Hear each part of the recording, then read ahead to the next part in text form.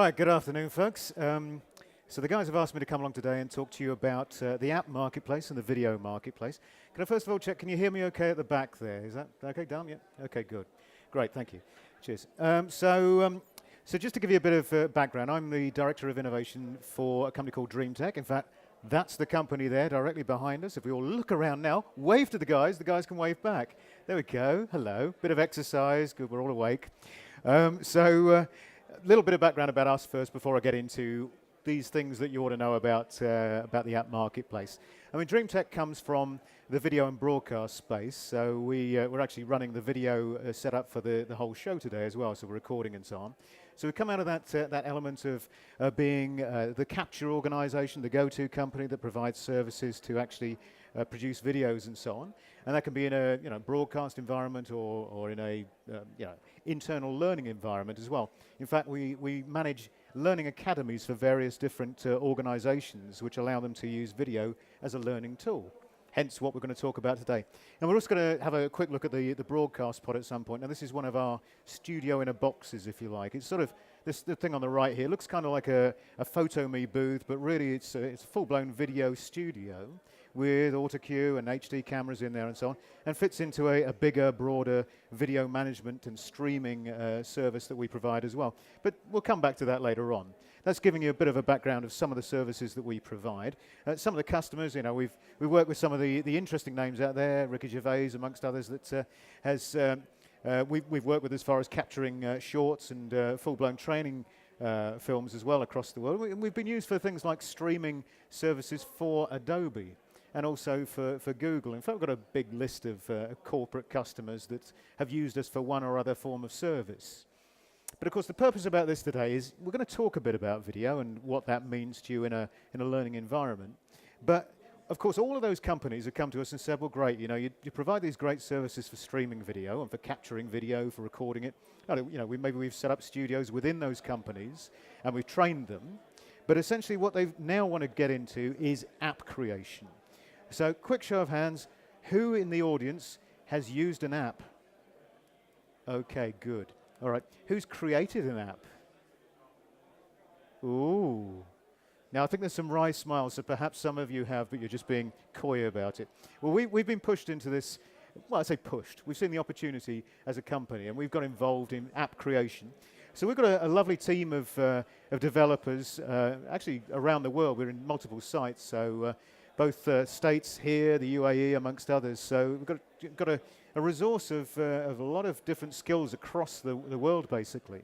But we've got involved in creating our own apps. We've bespoked our own apps over the years. At the end of the session, I'll plug in an iPad and I'll show you a few of them. I would do it at the same time, but unfortunately we haven't got enough links up here at the moment. But I'll show you that at the end. But of course, in doing this, one of the things that we've realized, in particular in a learning environment, is that creating an app is a great idea, isn't it? Because we all know, we can all look at it on a phone or on an iPad or a tablet. But actually coming up with a content for that can be a bit of a tricky one. And so therefore we ended up looking at PDFs as being a source, or rather existing printed communications as being the resource and the content for what we want to communicate in an app. Basically we said, okay, if we want to use this in a learning environment, for instance, in the past we'd have used perhaps books, we'd have used maybe a PDF. That would have been the be-all and end-all of our learning environment. So what we're now getting into is the fact that, okay, well, tell you what, we can take that content, can we use that as the blueprint, if you like, for what we're going to do from our perspective. And in fact, if we can get back into using something called InDesign, which is pretty much the building block of any design studio nowadays, or any marketing agency or graphic studio, then we can actually create something a bit more bespoke than just a PDF on steroids, if you like. So that's really where we've been going with this, but we'll show you how to do that in a little while. I'll give you a demonstration of how easy it is, or maybe how difficult it is, depending on how the gods of demonstration are frowning on me or not today. We'll see.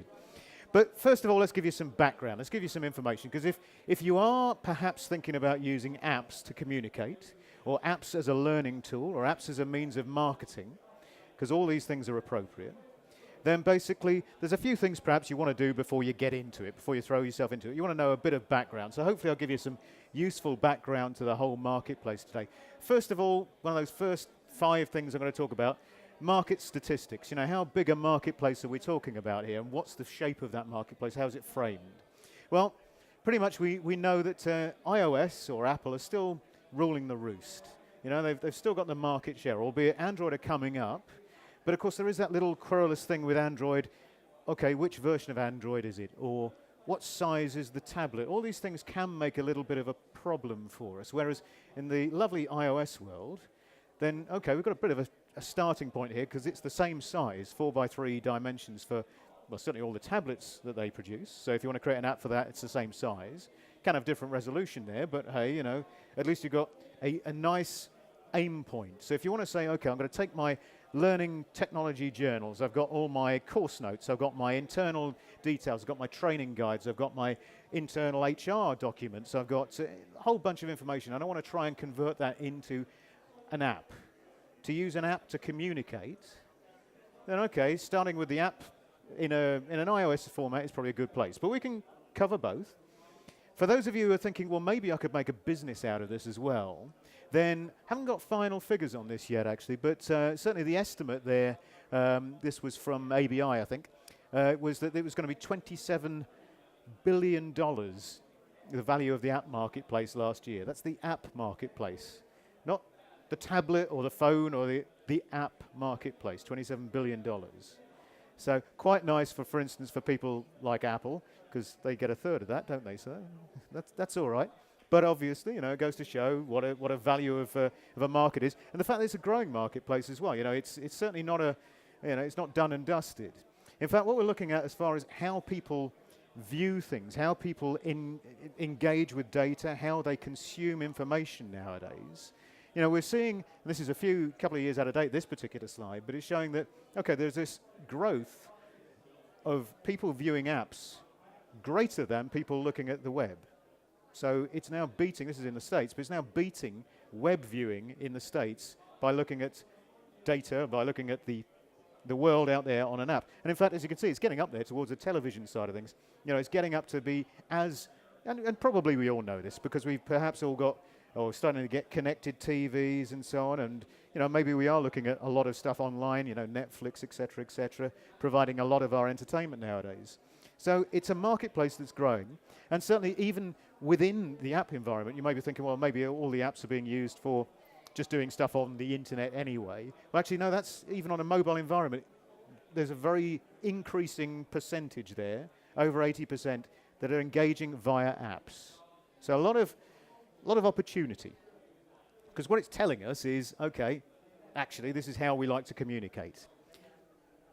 The big question for you guys is, what works? Because if you are wanting to get into this, you probably want to know how to do it right, don't you? You don't want to expend a lot of resource doing it badly. To give you a bit of background, I mean, I used to be the publishing manager in charge of publishing at Apple, and as a result, I actually was one of the key people launching the app marketplace out there about 5 or 6 years ago. I then went on to a company called Nick Software, and they, funnily enough, launched an app called Snapseed. I don't know if you know that app, but basically that became App of the Year for Apple in 2012, and essentially got the company bought out by Google, so Google bought them. So I've worked for both companies, isn't that good? And now where am I? Oh dear. How it can all turn around. But the important thing for me is the fact that, okay, it's given me a lot of experience in what works and what doesn't. Now, no two ways about it, games as an app environment is evidently quite a big chunk of it. Now, these are the three main, if you like, three main demographics in the app world, either the Android, tablety, phony, we're not quite sure what they are, devices, iPads and iPhones. The one I want to draw your attention to is kind of what I've been talking about already. That 24% over there on the left-hand side on the iPad environment. I've already said to you, designing for iPads is probably easier than anything else because it's one form factor. And from designing your app, devising what you want to see, you've got to try and fit it in there and be seen. Otherwise, you end up with bits sticking out the end of pages.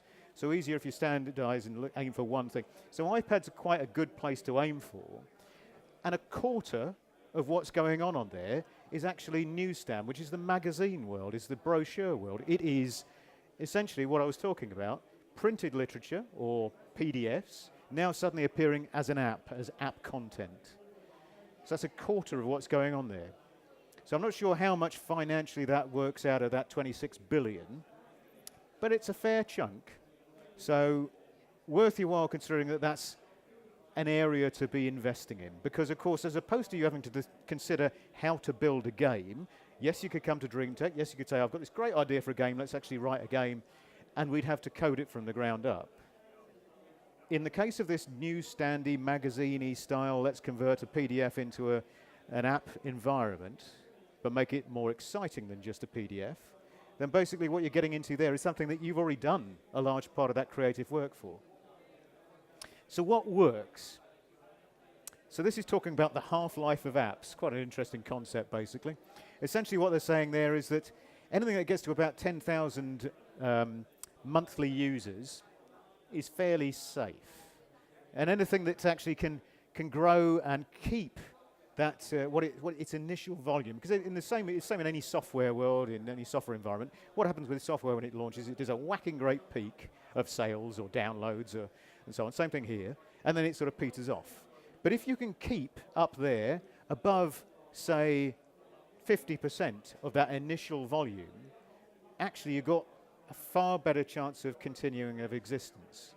So what I'm saying to you here is if you're thinking about using this in your environments for communicating, if you want to create an app or create apps, then really it's that first push you've got to think about. You've got to get it right first time round. You've got to try and get that critical volume. And so that involves, okay, you've got to think about the marketing mix around it. You've got to get involved with decent marketing agencies perhaps that can actually help you grow that app, or at least create something that's actually going to be essentially compelling enough to get above that starting line and keep going. And of course, that's where we get into the joys of, oh, I've just realized I haven't been pressing his clicker, sorry. Have you caught up with me, or are you, right, great. Sorry about that. I should have been using this, it forwards the slides on there, slap my hands, sorry. Anyway, so what works, okay, what makes an app compelling? Well, one of the key things that makes an app compelling at the moment is video. Video and decent photos, basically. This is something that really gets you engaged as far as, okay, if I'm looking at something, if there's some video in there, and we probably know this from the internet as well. If you go onto a page and there's actually some video on there, great, okay, you know, you tend to click on it, you see something and it's a bit more compelling. In a learning environment, obviously far more compelling. You know, Morabian and his, okay, 95% of all communication, or 93% of all communication is visual or auditory.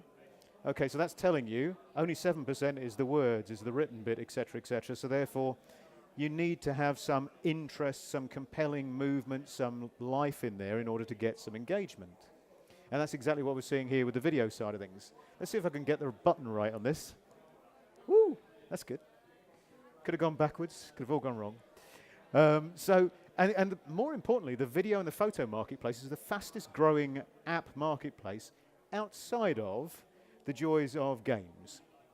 You know, games still have the lion's share. Well, actually, I tell a lot. I think they are the video and photo are the fastest growing. Games just already has the volume, basically. It already has the market share, if you like.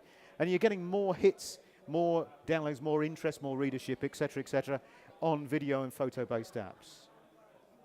So hopefully this is starting to build a picture of what could be useful if you wanted to use an app environment to deliver stuff to.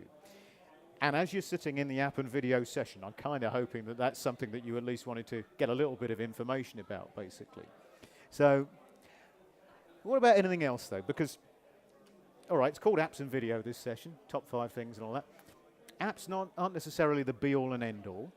I mentioned PDFs for starters. You know, what about PDFs? Okay, so what have we got that is somewhere between a PDF, because PDF we could probably all create. I could do that from this presentation. In fact, I did. I gave it to the gentleman at the back there before we kicked off. Apps, it would be nice if apps have got something a bit richer in there than a PDF. So, in fact, a lot richer would be good.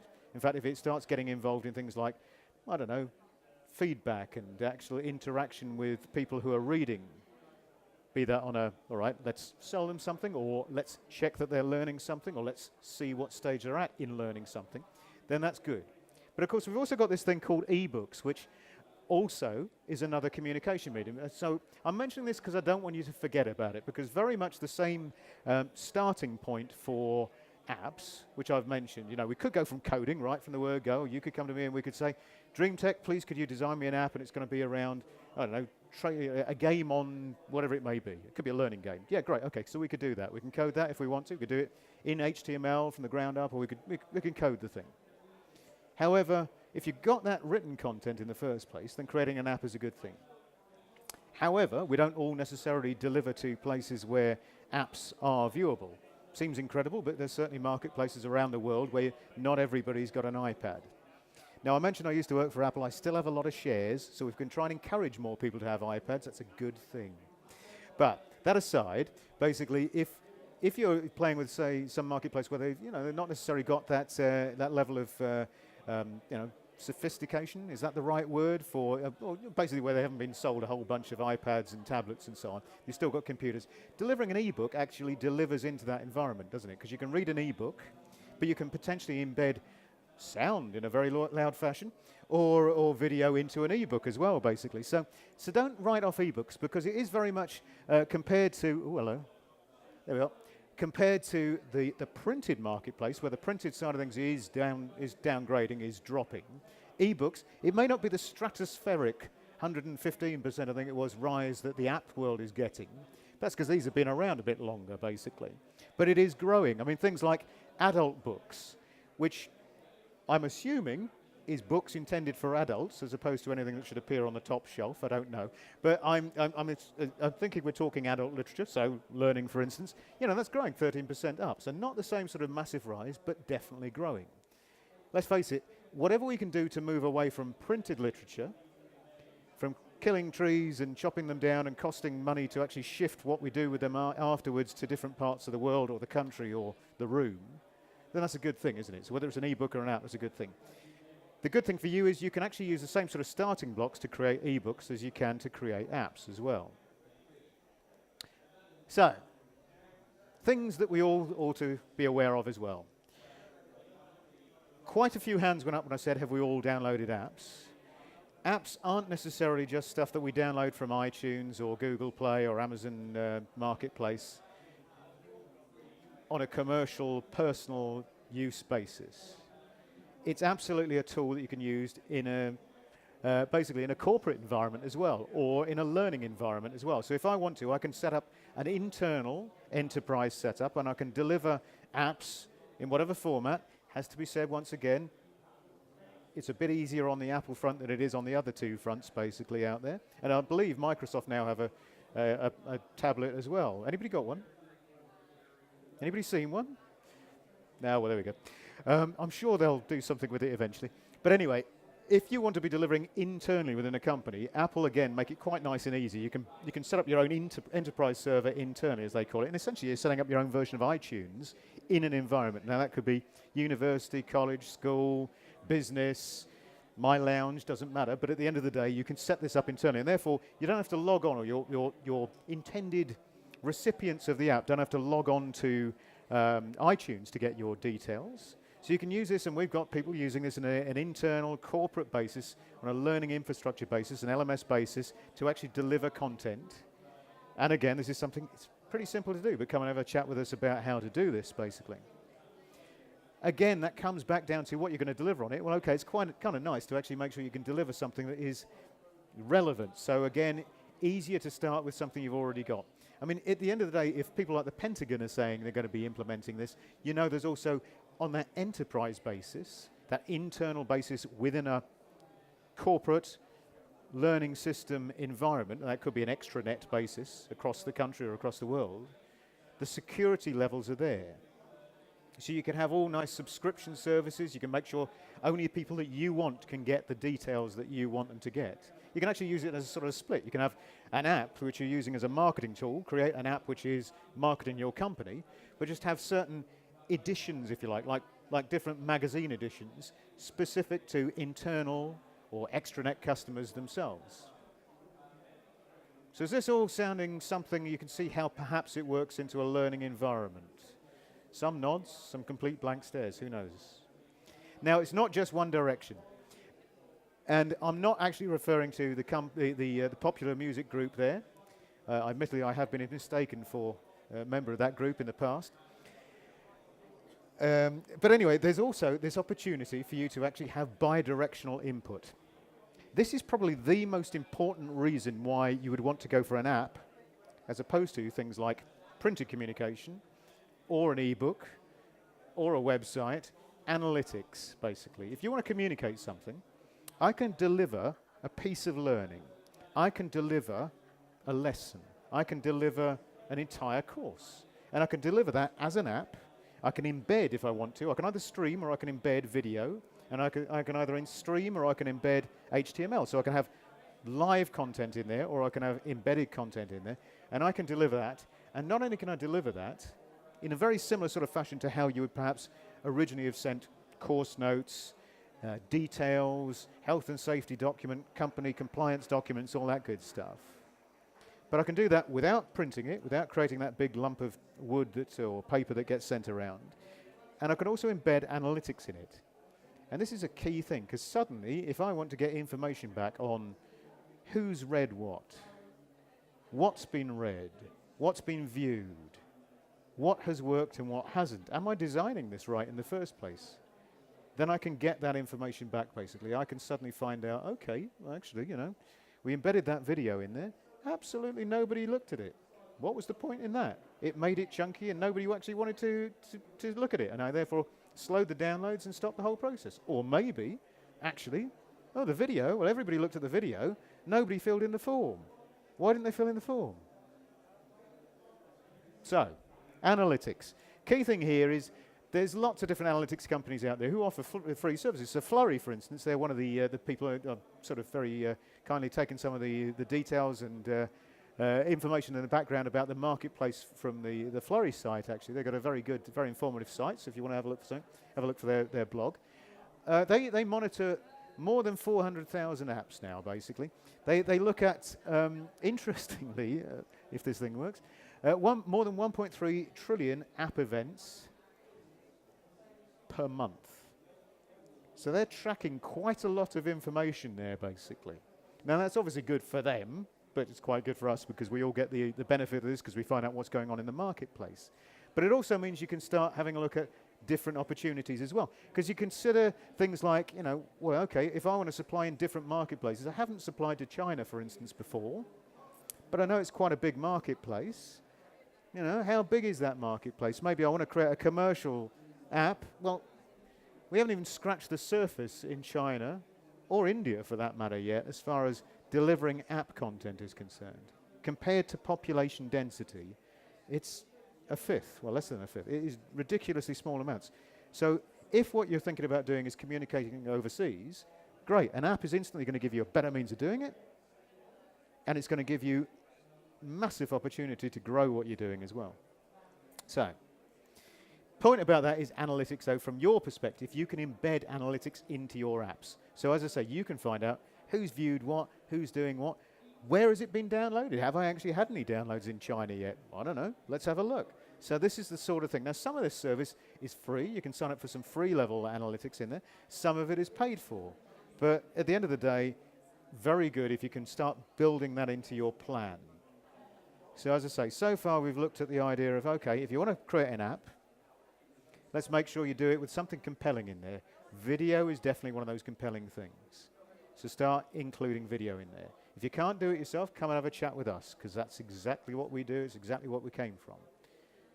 If you need to learn about that yourself, you want to train up on that, great, come and have a chat with us. If you want to include streaming video in there, come and have a chat with us. Okay? We're all at the back there. The guys are looking very excited already, but they don't bite too often. But most importantly, okay, let's consider getting analytics in there as well. This is where you start getting that bidirectional feedback in there. So, that's the art marketplace. So what do you do? How do we create this? Well, let's have a look at some of the, it's very, very swiftly give you an example. Maybe there's some creatives in here. Anybody used InDesign in the past at all? Oh, yes, some people have. Great. Okay, cool.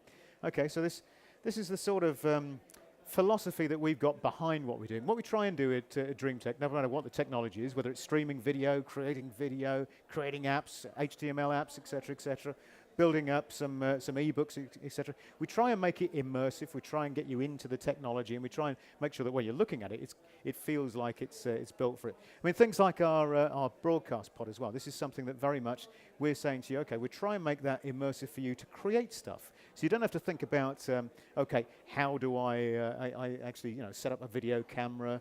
How do I get an auto cue?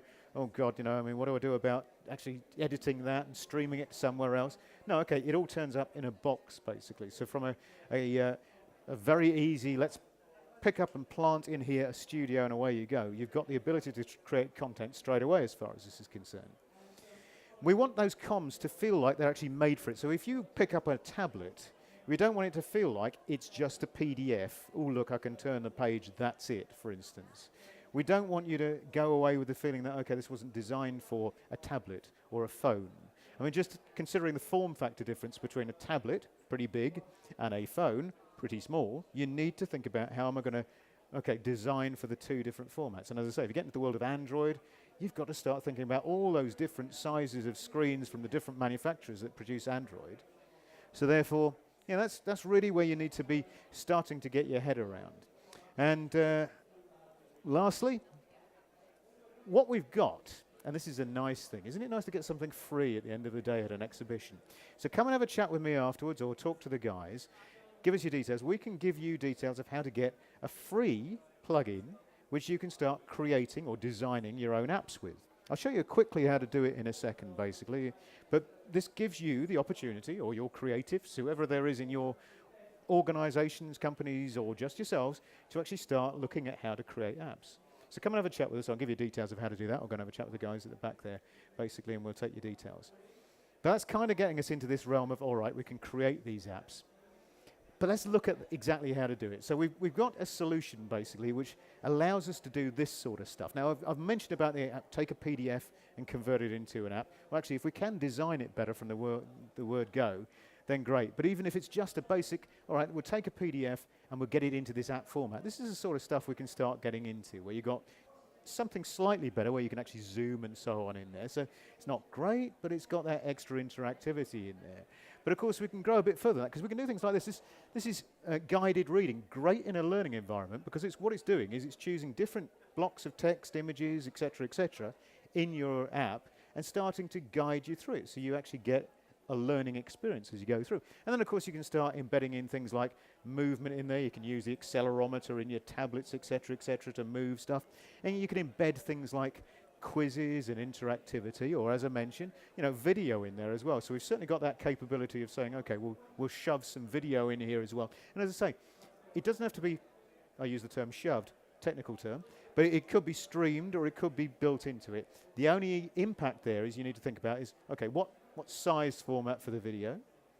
Come and have a chat with us. We can advise you about that. And also, what about basically whether I do stream it or not? Do I want to grow my file size?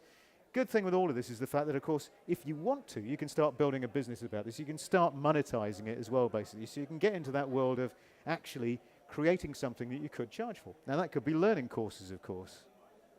If there's too many courses in there, I'm not sure. But at the end of the day, you can even do ebooks as well. Same system, same thing. I can give you the free details for the free download for.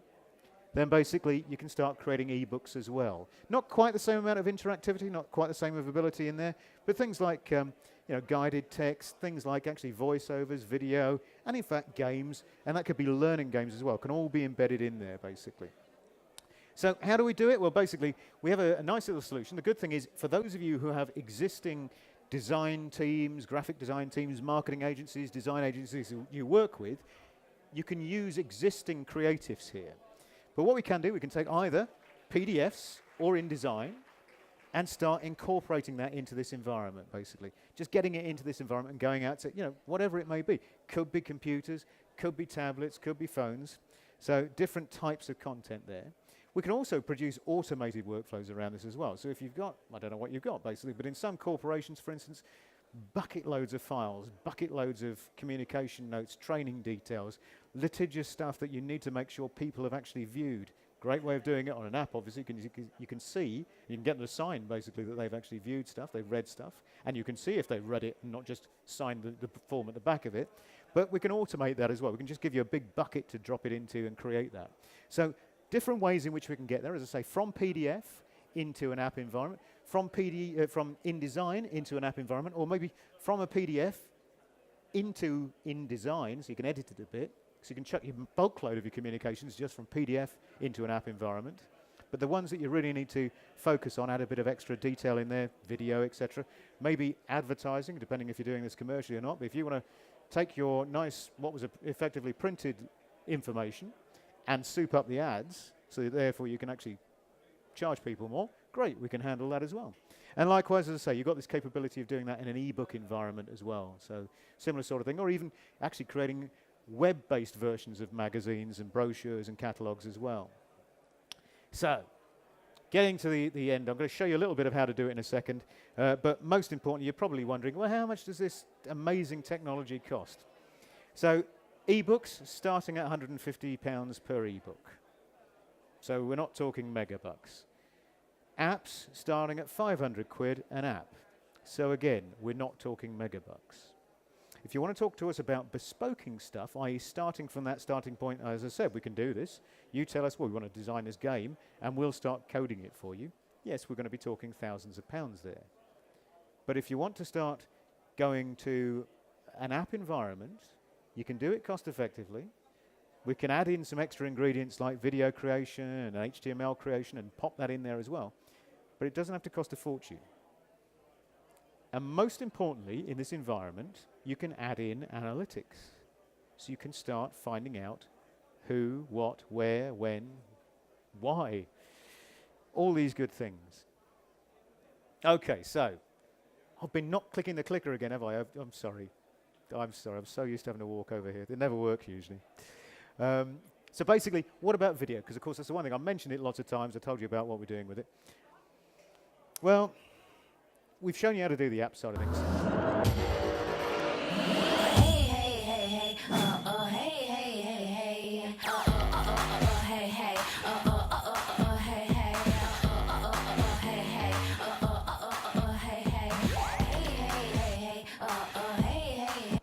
Just thought I'd wake you up, actually. We won't go through the whole of it. But at the end of the day, the key thing about video, now we can teach you about creation, capture, we can set you up with all that good stuff. We do, cameras, video studios, etc. We do that. Pod, which is a studio on the fly, just drop it in, parachute it in.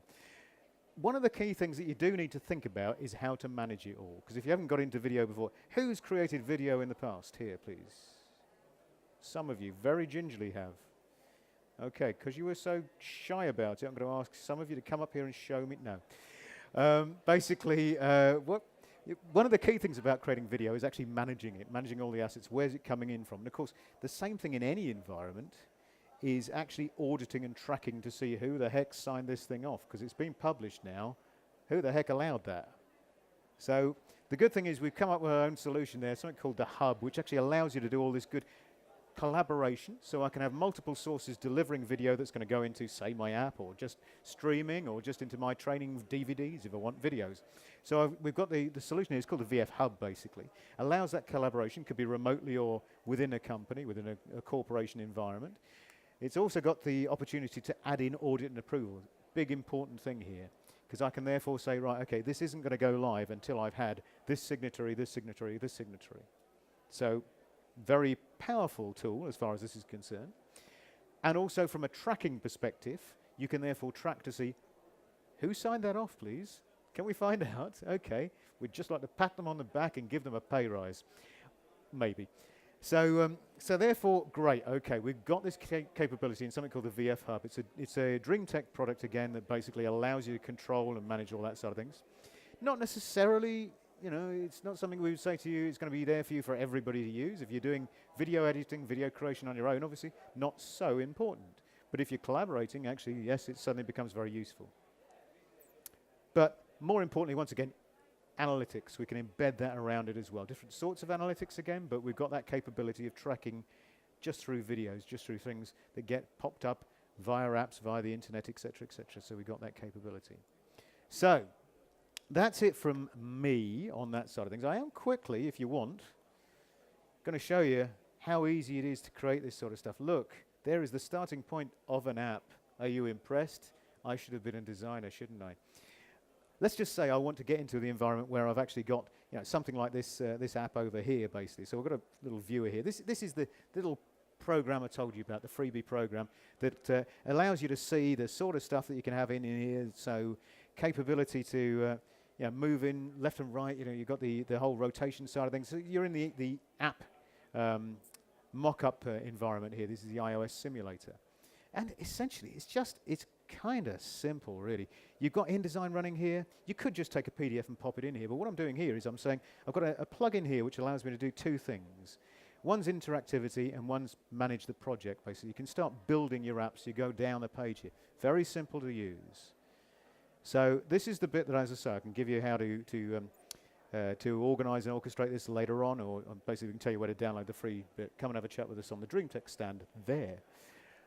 Or I'll give you my email again if you didn't get it. It very quickly went past our eyes, didn't it? It was richard@dreamtek.tv. Dreamtek spelled T-E-K. But anyway, what I've done there is I've drawn in a box. What I'd like to do in this nice little bit of multimedia showcase, let's say I've been designing something here, is my learning bit of technology. I want to drop in maybe a slideshow here. This is as simple as it gets, really, as far as doing this.